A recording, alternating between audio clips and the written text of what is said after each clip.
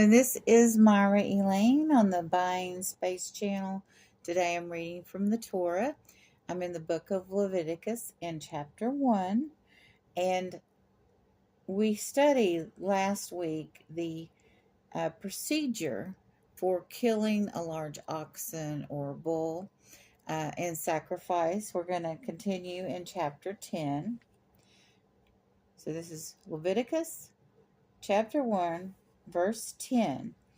And if the offering be of the flocks of the sheep or of goats for burnt sacrifice, then shall he offer the male without blemish.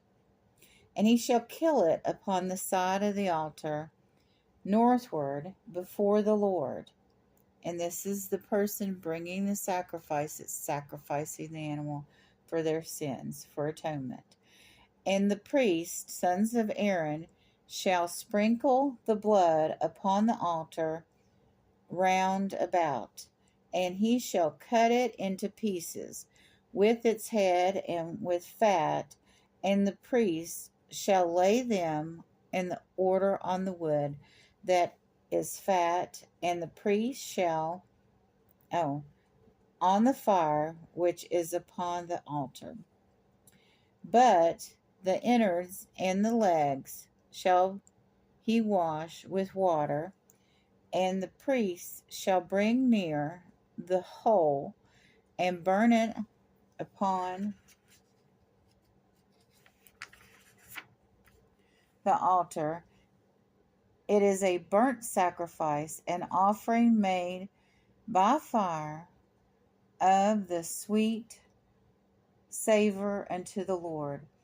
And if fowls he be the burnt sacrifice for his offering to the Lord, then shall he bring his offering of turtle doves or of young pigeons. And the priest shall bring it near unto the altar, and pinch off its head, and burn it on the altar, and the blood thereof shall be wrung out on the wall of the altar. And he be removed its crop from its feathers, and cast it beside the altar on the east part, at a place of the ashes. And he shall cleave it by its wings, but shall not divide it asunder. And the priest shall burn it upon the altar, upon the wood that is on the fire. It is a burnt sacrifice, an offering made by fire, of sweet savor to the Lord. Now, why do you think that God gave different instructions for different animals?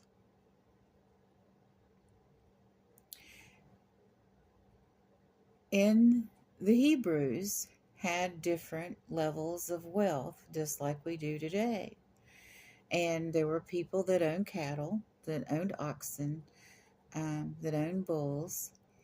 And there were poor people that couldn't afford, a bull or an oxen. So they brought sheep or goats. And then there were even poorer people that would bring turtle doves and pigeons. Because God didn't care how grandiose the sacrifice was. If you were a poor person, the turtle dove or the pigeon was a sacrifice for you. If you were rich and you brought a turtle dove or a pigeon, it wasn't really much of a sacrifice. I mean, just like some places, if you, say, get a traffic ticket and you go to court, if you can prove that you're on public assistance, sometimes they will let you pay less of a fine, because the pain of paying the full price would be impossible for a lot of people. It would bankrupt them. It would make them not be able to pay their car insurance or be able to drive anymore, make their car payment if they have one. So these things, God understood from the beginning.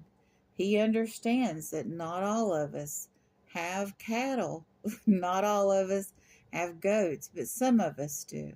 Some of us have sheep, metaphorically speaking now, but in the time that the Israelis were traveling across the desert, wandering around the desert, they breeded these animals. They brought them from Egypt. So they would make a sacrifice that would be a sacrifice, but it wouldn't be crippling, because God knows what's in our heart.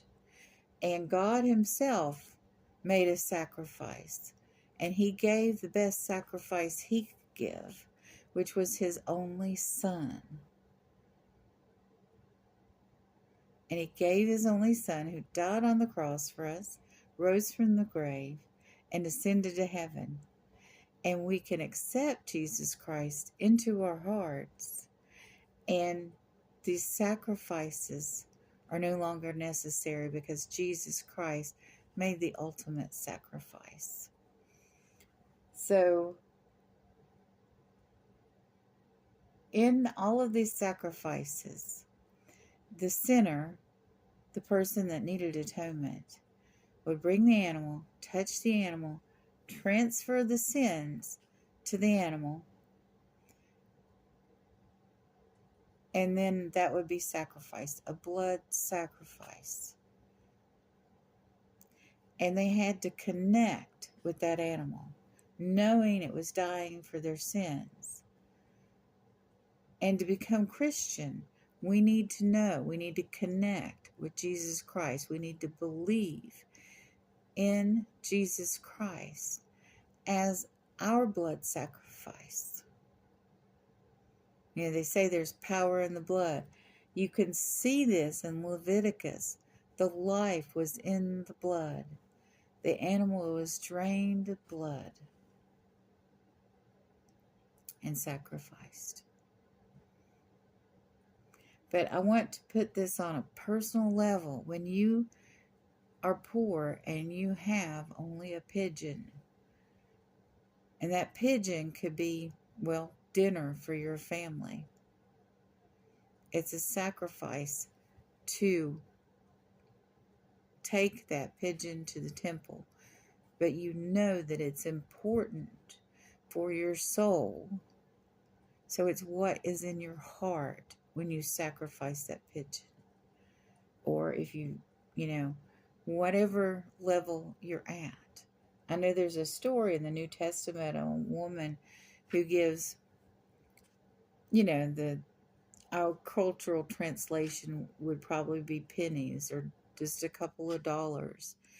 And there were people giving tons of money, rich people giving tons of money, but that woman's offering, it was all she had. So God honored that, probably above a rich person giving 10%, because she gave all. Jesus Christ gave all on the cross for us. And we don't have to do this anymore. But these procedures, these ways that these animals were sacrificed, shows us what God intended, shows us why Jesus Christ was sacrificed. It gives us a deeper understanding of why atonement comes through blood sacrifice. But we're covered by the blood now. All we have to do is believe and have faith and ask Jesus Christ into our hearts. And if there are people here that came to tune in to a Torah reading that are Jewish,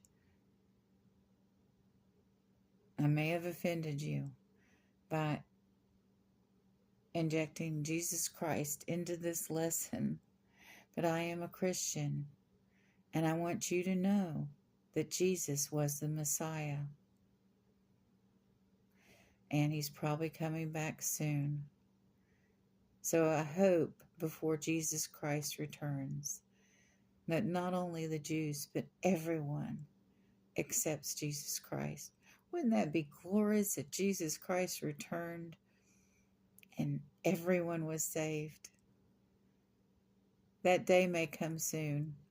Please don't regret ignoring Jesus Christ, whether that's from the perspective of someone that's Jewish, that's not Messianic Jewish, to atheists and agnostics. We all need to be saved. And we need to be saved today, whether Jesus Christ returns tomorrow or 100 years from now. Because we need to be together in heaven. I attended my aunt's funeral on Valentine's Day, and it's actually a lot easier to handle because I'm going to see my aunt again in heaven. And the aunt that died 2 weeks before that, I'm going to see her in heaven. I wasn't able to go to her funeral, which is a little harder, but to let go. But when I was an atheist and I went to a funeral, it was far sadder of an event because I didn't believe in God. I didn't believe in heaven. I just thought that what they believed, that person that died, if they were Christian, what they believed was something that just gave them hope during their life. I didn't think it was real. And knowing and trusting in God and knowing that heaven is real and I'm going to see my loved ones again. It was a lot, well, I wouldn't say a lot easier. I shouldn't say that. It was more comforting to know that I was going to see them again. What a wonderful gift from God. We can have eternal life through Jesus Christ. I don't know how people reject God anymore. Even though I did for 41 years, I don't understand it. It's so obvious. It's like it's all based on faith. You either have the faith or you don't, but you can build faith. And perhaps in another video, I'll talk about building faith. You all have a wonderful and blessed day.